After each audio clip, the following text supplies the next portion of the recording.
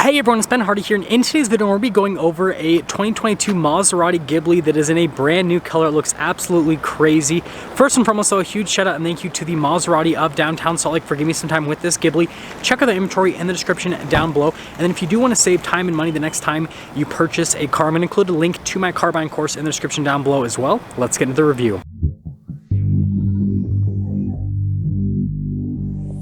So let's take a look at this Ghibli. Now this particular one happens to have the V6 powertrain. You can also get a V8 powertrain in the Ghibli. I haven't had a chance to review one of the V8 Ghiblis yet, sadly, but the V6 is still powerful. It's got over 400 horsepower, over 400 pound-feet of torque. It's like 424, 429, something like that. But anyways, when it comes to styling, I love the look of the headlights on the Ghibli, and then you can see parking sensors, pretty good with the integration, and then also the venting on the front end. And this is something that's pretty impressive, is this car hasn't been like fully redesigned in quite some time, and you can see all the elements there. They look really good, and frankly it looks like this car still looks modern. It still has like a new, kind of design and look, and I think that's one of the things that's really cool about Maseratis is their designs are a little bit more timeless for the most part. Now, popping here to the side, you guys can see they have the red painted brake calipers to match the exterior color of the car, which is kind of a cool touch. And it's interesting with all the spokes, there's quite a few of them. And then, of course, you've got little vents there on the side in normal Maserati fashion with the Modena logo, because that's the package this particular one has. And then the mirror cap's blacked out. You can see the trim around the windows also blacked out as well. And then with the full side view here, this is where, some of the elements on the side kind of, they're beautiful, but they kind of, date the car a little bit. Because, some modern cars have kind of changed things up with what they do with the side, especially that body line that kind of curves. But anyways, you got, of course, Maserati Trident here on the back. And then you guys can see here with the 3/4 angle. This is where I think the car looks the oldest, if that makes sense. I think it's mostly just the taillights, perhaps. And then, I think some of the design elements in the back too.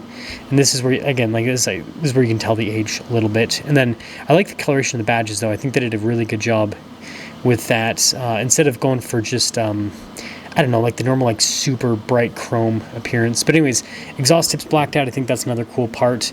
And then again, the integration of the parking sensors, I think they did a pretty good job with that.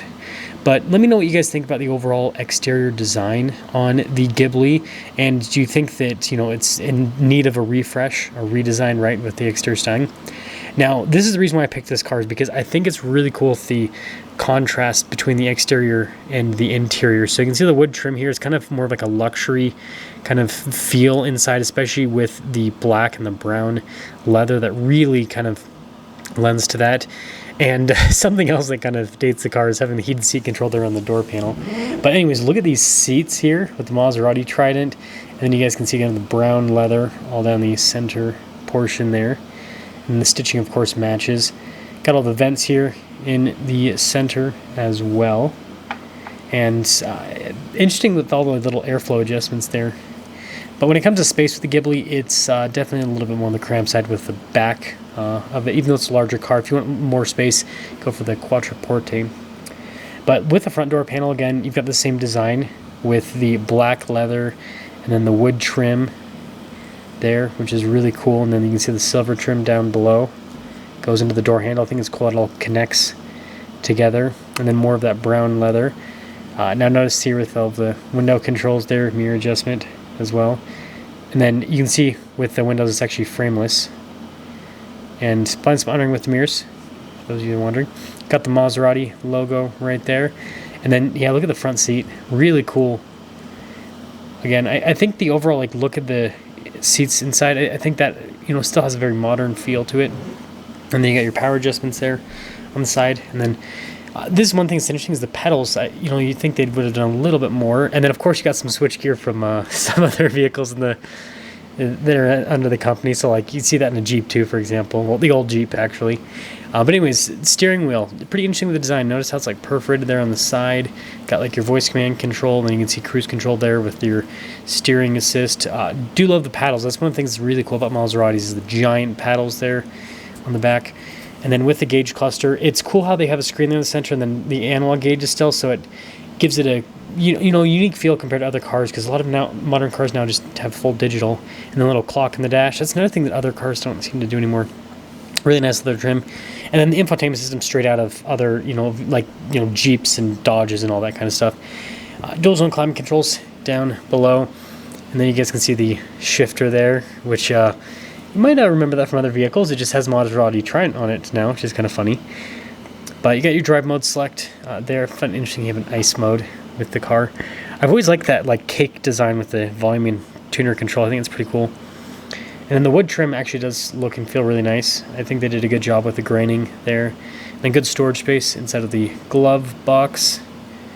And then you guys can see up top, you've got a really nice headliner, which kind of, to be expected at this price point and this type of car. And then, of course, you got a sunroof, not a panoramic though, which is kind of interesting. But again, that could be another, thing with just the age of the car, right? And of course, this is where we get to the price. So I filmed this one quite a bit ago. So this one was actually 2022. So the prices have gone up a little bit since then on the cars. But you guys can see what that paint color is called. And notice all of the standard equipment. Quite a bit actually, which is nice. But options are also a big thing with Maseratis, and they definitely cost quite a bit. So you can see several options are 4 figures. Just what happens. So yeah, total MSRP there. I think that car today is probably over almost no, it's not 130. It's probably $120,000 now with the price increases that they've released. Anyways, let me know what you guys think about the spec on this. I think it's kind of like a Ferrari spec almost. Like if Ferrari ever made a sedan, I think it would kind of have that type of spec. But yeah, let me know your thoughts.